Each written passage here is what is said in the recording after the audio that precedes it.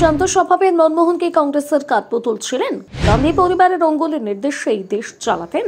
ব্যক্তিগত সততা নিয়ে কোনোদিন প্রশ্নগুলো তোলার সুযোগ পাননি বিরোধীরা।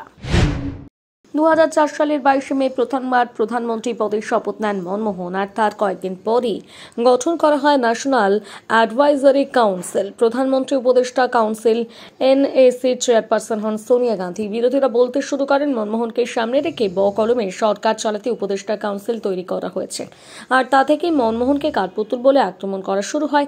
বিজেপি সহ বিরোধীদের অভিযোগ, মনমোহনকে সামনে রেখে কেন্দ্রের সব সিদ্ধান্ত নিত এনসিএ। বিতর্ক তাকে নিয়ে কম হয়নি। বলা হতো তিনি ম্যাডামের রিমোট কন্ট্রোলের দ্বারাই নিয়ন্ত্রিত হন। নিজস্ব ইচ্ছা অনিচ্ছা নয়, গান্ধী পরিবারের অঙ্গুলির নির্দেশেই দেশ চালান অ্যাক্সিডেন্টাল প্রাইম মিনিস্টার। তবে এই ধরনের নানান কুরুচিকর ব্যক্তিগত মন্তব্যকে হেলায় সরিয়ে রেখেছিলেন তিনি। ভারতের মতন দেশে এমন রাজনৈতিক নেতা সচরাচর মেলে না। নেতা হওয়ার প্রাথমিক শর্তই যেখানে ধুরন্ধর বাগ্মিতা, সেখানে মনমোহন তো মিসফিট হবেনই। তিনি গান্ধী পরিবারের কেউ নন, পোর খাওয়ার রাজনৈতিকও নন, ছিলেন অর্থনীতির অধ্যাপক। সেখান থেকে 10 বছর দেশের প্রধানমন্ত্রী থেকেছেন মনমোহন সিং। 2004 সালে তাবড় রাজনৈতিকদের পেছনে ফিলে তাদের বেছে নেন সোনিয়া গান্ধী। অনেকে বলেন তিনি অ্যাক্সিডেন্টাল প্রাইম মিনিস্টার। বিজেপি সহ বিরোধীদের অভিযোগ, 10 বছর তাকে কাঠপুতুল বানিয়ে রাখা হয়েছিল। প্রধানমন্ত্রী থাকাকালীন বিভিন্ন বিষয়ে মনমোহন সিং এর নীরবতা নিয়ে প্রশ্ন উঠেছে। তারা সততা নিয়ে কোনোদিন প্রশ্ন না উঠলেও তাকে সামনে রেখে যে দুর্নীতি হয়েছে তা নিয়ে প্রশ্ন তুলেছে বিরোধীরা। প্রধানমন্ত্রী পদে থাকাকালীন মনমোহন সিং কতটা অসহায় ছিলেন তা নিয়েও বারবার কটাক্ষ করেছে বিরোধীরা। সাজাপ্রাপ্ত জনপ্রতিনিধিদের পদ বাঁচাতে 2013 সালে অর্ডিন্যান্স এনেছিল ইউপিএ সরকার। সেই সময় সাংবাদিক বৈঠক করে রাহুল গান্ধী তার বিরোধিতা করেন।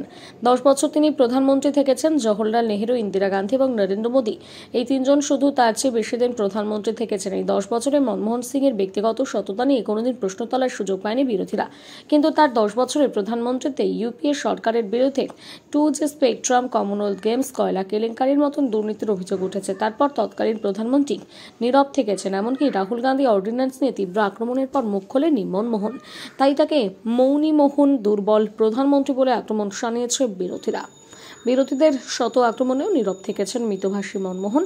তবে 2014 সালে 3রা জানুয়ারি প্রধানমন্ত্রী হিসেবে তার শেষ সাংবাদিক বৈঠকে তাকে নিয়ে সমালোচনার জবাবে 2 লাইন দিয়েছিলেন মনমোহন সিং। বলেছিলেন, আমি আন্তরিকভাবে বিশ্বাস করি সমকালীন সংবাদ মাধ্যম কিংবা সংসদে বিরোধী দলের তুলনায় ইতিহাস আমার প্রতি সদয় থাকবে। সরকারের ক্যাবিনেট ব্যবস্থায় যা হয়েছে তা সব প্রকাশ করতে পারি না, তবে জোট রাজনীতির বাধ্যবাধকতার পরিপ্রেক্ষিতে আমি যা করতে পারতাম তা করেছি।